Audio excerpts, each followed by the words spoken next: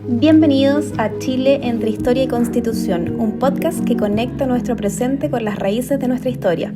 Hoy nos embarcaremos en un recorrido por 3 elementos esenciales para comprender al Chile republicano del siglo XX: el Museo Histórico Nacional, la Constitución del 1925 y la figura de Carlos Ibáñez del Campo. Cada uno de estos temas nos entrega piezas clave para entender cómo se construyó el Estado chileno moderno, desde los salones patrimoniales de un museo hasta los artículos de una constitución, y desde los pasillos del poder hasta los campos de batalla ideológica. Esta es la historia que sigue viva en nuestro día a día. Nuestro viaje comienza en el corazón de Santiago, en la Plaza de Armas.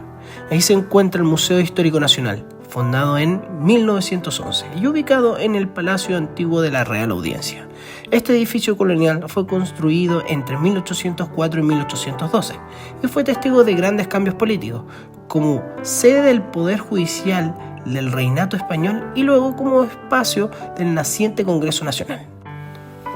En 1951 fue declarado Monumento Histórico Nacional, pero más allá de su arquitectura, el verdadero tesoro está en su interior.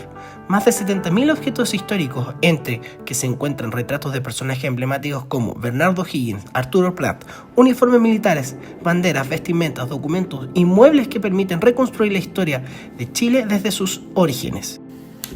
Las exposiciones están organizadas cronológicamente, desde los pueblos originarios, pasando por la conquista española, la colonia, la independencia, el siglo XIX y los profundos cambios sociales del siglo XX. Este museo no solo conserva y expone, sino que también investiga, educa y conecta con las nuevas generaciones, con visitas guiadas, actividades escolares, talleres y una biblioteca con un hermoso archivo fotográfico. En sus salas podemos ver, por ejemplo, documentos clave sobre la Constitución de 1925, así como afiches, objetos de propaganda política y pertenencias de figuras como Arturo Alessandri Palma. Ahora nos trasladamos a un momento bisagra en la historia política de Chile, la promulgación de la Constitución de 1925. Este texto reemplazó la antigua Constitución de 1833, que había consolidado un régimen parlamentario en el que el Congreso dominaba al presidente, generando décadas de inestabilidad. Impulsada por el presidente Arturo Alessandri Palma, la nueva Constitución devolvió el poder al Ejecutivo, instaurando un sistema presidencialista fuerte. El presidente pasaba a ser elegido por votación directa con atribuciones amplias. Podía nombrar ministros, proponer leyes, disolver el Congreso bajo ciertas condiciones y liderar el gasto público. Uno de sus aspectos más revolucionarios fue la separación entre Iglesia y Estado, estableciendo por primera vez un Estado laico en Chile. También reconoció libertades fundamentales como la libertad de prensa, educación, reunión y religión, así como el derecho a la vida, la propiedad y la seguridad personal. Durante su vigencia, la Constitución fue reformada para ampliar derechos. En 1949 se aprobó el voto femenino y en 1970 se creó el Tribunal Constitucional. Sin embargo, tras el golpe militar de 1973, fue suspendida y reemplazada formalmente por la Constitución de 1980. En el Museo Histórico Nacional se conservan documentos, fotografías y objetos relacionados con este proceso constituyente, lo que permite a los visitantes experimentar esa historia con sus propios ojos. Un personaje clave de este periodo es Carlos Ibáñez del Campo, militar y político. Su influencia se extiende por más de 4 décadas.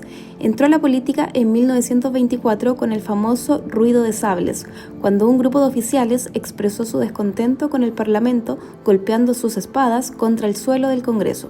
Esta acción simbólica fue suficiente para presionar la aprobación de leyes sociales postergadas. Ibáñez fue ministro de Guerra, luego jefe de gobierno y finalmente presidente entre 1927 y 1931. Su primer mandato fue una dictadura militar caracterizada por la censura a la prensa, la represión política y el control del movimiento sindical. Durante este periodo, creó instituciones fundamentales como los Carabineros de Chile en 1927 y la Fuerza Aérea en 1929. Sin embargo, una profunda crisis económica y la pérdida de apoyo lo obligaron a renunciar y exiliarse. Regresó en 1952, esta vez como presidente electo democráticamente. Su segundo mandato se centró en la reconstrucción nacional con inversiones en obras públicas y reformas políticas. Promovió reformas electorales que ampliaron la participación ciudadana y redujeron el fraude, permitiendo el acceso de partidos de izquierda al poder institucional. Aunque su figura está marcada por la contradicción entre autoritarismo y reforma, su rol en la transición de Chile oligárquico al Chile moderno es innegable. El Museo Histórico Nacional, la Constitución de 1925 y la figura de Carlos Ibáñez del Campo nos permiten comprender cómo se construyó el Chile del siglo XX. No son solo hechos del pasado, son claves para entender nuestro presente político, social e institucional. Gracias por acompañarnos en este episodio de Chile entre Historia y Constitución. Te invitamos a seguir explorando nuestra historia para construir un futuro más consciente y participativo. Hasta la próxima.